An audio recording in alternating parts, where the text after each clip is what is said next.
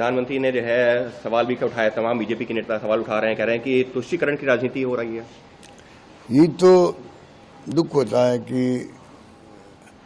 लोकतंत्र कहाँ जा रहा है, जिसका कोई लिंक नहीं है। प्रधानमंत्री जो बातें बोले हैं मैनिफेस्टो को लेकर के, 25 गारंटियों को लेकर के, उनकी व्याख्या खुद नहीं कर दी है, व्याख्या कर दी अलग से। और व्याख्या इस प्रकार की की जो मजाक उड़ गई उनकी खुद की, जिन्होंने व्याख्या की है उनकी मजाक उड़े देश भर के अंदर। ये क्या तरीका है? मंगलसूत्र छीन लिया जाएगा, प्रधानमंत्री ने राजस्थान में अब मंगलसूत्र का कहा है या क्या कहा है मैं उनमें नहीं जाना चाहता। हमें चुनाव लड़ना विकास पर जी, हमें चुनाव लड़ना है जो देश में इश्यू है। इश्यू क्या है? बेरोजगारी का है। इश्यू क्या है? महंगाई का है। इश्यू क्या है? गरीब अमीर में खाई बढ़ती जा रही है। अर्थव्यवस्था किस प्रकार सुधरे उनके हित में। इश्यू मतलब मेन वो है देखो, और उसको खींच करके जानबूझ के ले आ रहे हैं, मंगलसूत्र की व्याख्या कर रहे हैं। मैनिफेस्टो से क्या संबंध है? 0.1% भी उसमें ध्वनि नहीं निकलती है। लेकिन सर सवाल तो ये भी हो रहा है कि कांग्रेस के जो है नेता जैसे अगर सरकार में कहीं पर जीत भी गए तो वो लोगों की संपत्ति बांट देंगे। तो ये इस तरीके से बातें हो रही हैं। इस प्रकार मजाक हो रही है। इस प्रकार प्रधानमंत्री मोदी जी बोलेंगे किसी को यकीन नहीं था।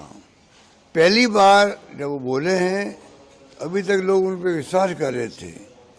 पहली बार ऐसा हुआ है कि जब ये इस प्रकार की भाषा बोलने लगे हैं, संपत्ति इकट्ठी करेंगे, मंगलसूत्र इकट्ठे करेंगे, ज़्यादा बच्चे पैदा करने वालों को बांट देंगे, जो कुछ उन्होंने किया ना, उससे मैं समझता हूँ पहली बार प्रधानमंत्री जी की क्रेडिबिलिटी बहुत धक्का लगा है।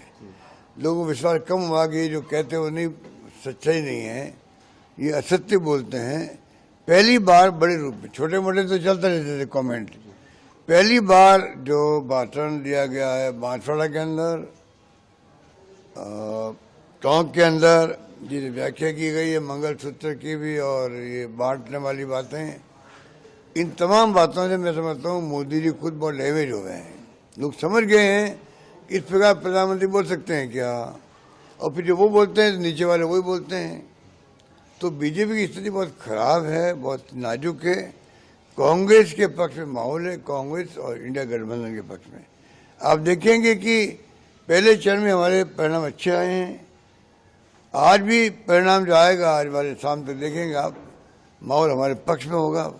ये स्थिति पूरे राजस्थान में नहीं है, पूरे देश के अंदर है। लोगों से उम्मीद करेंगे सर आप कि आपकी बातों को सुना जाए और उसके मुताबिक वोट किया जाए और लोग भटके ना। मैं लोगों को वार्न भी करना चाहूँगा, मैं लोगों को आग्रह कर रहा हूँ, प्रार्थना कर रहा हूँ हाथ जोड़ करके।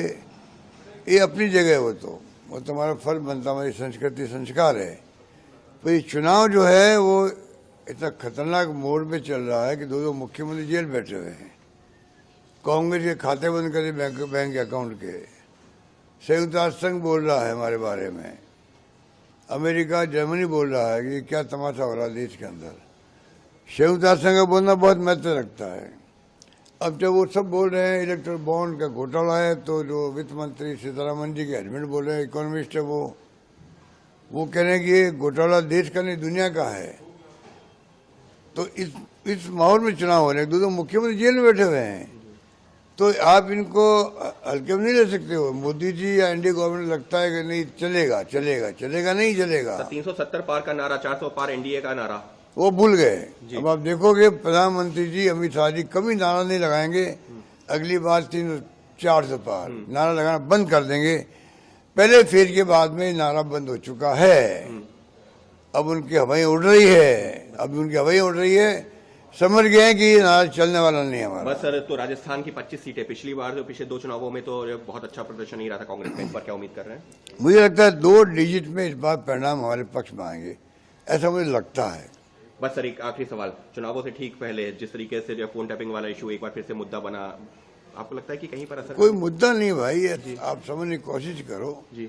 मैं जवाब देना नहीं चाहता हूँ, इतने में कहना चाहता हूँ राजस्थान में चाहे किसी पार्टी सरकार हो, कभी भी एमएलए के एमपी के टेलीफोन टैप नहीं होते। बस एक लाइन समझ जाइए, राजस्थान में जहाँ तक मैं जानकारी रखता हूँ, किसी भी एमएलए एमपी के कभी भी टेलीफोन टैप नहीं हुए होंगे, ना होते हैं। मेरे को लगता है बीजेपी भी नहीं कहती होगी, क्योंकि अधिकारी भी तो कानून से चलते हैं। और कभी कानून ये नहीं कहता कि आप जनप्रतिनिधियों के चुनाव उनके टेलीफोन टैप करो। हमारे वक्त में किसी भी एमएलए का, एमपी का फोन टैप नहीं हुआ है। सर क्या ये हमारे जो, मैं कुछ नहीं कमेंट करना, जिसने कहा है जी। मैं कोई कमेंट नहीं करना चाहता हूँ, ठीक है ना। इतना ही कहूँगा, हमारे वक्त में ना कोई षड्यंत्र हुए हैं, ना टेलीफोन टैप हुए हैं, और ना टैप हो सकते हैं, इतना मैं कह सकता हूँ। साफ तौर